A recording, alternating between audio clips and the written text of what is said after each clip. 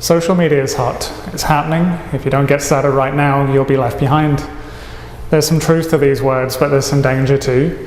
The social media industry is in its infancy right now and occupies a space maybe that websites did 10 to 15 years ago.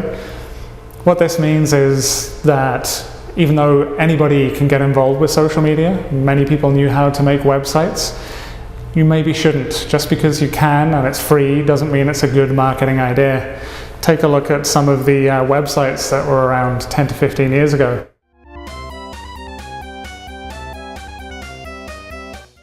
As I said, this is where social media stands today. It's very much in its infancy. The big three social media platforms, Twitter, Facebook, and LinkedIn, are all free.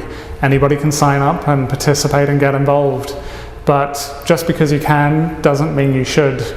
At least not without a plan, at least not without some goal behind this. In social media, in business, to market your business, it's very important to have goals, something that you can measure and have an idea of whether you're succeeding, whether you're actually reaching your goals, and whether the time that you're putting into this is actually worth it.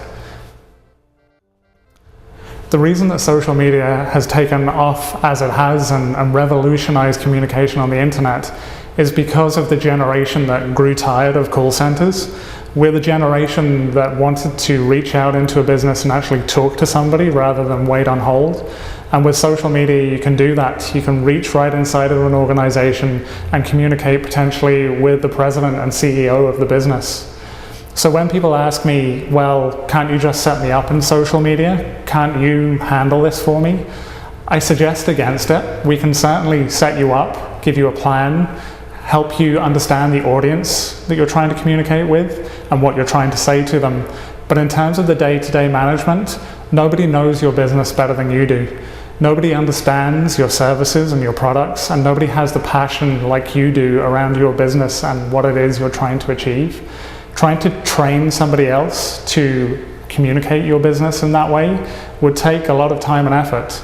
So really what this means is social media management is something that should be handled internally.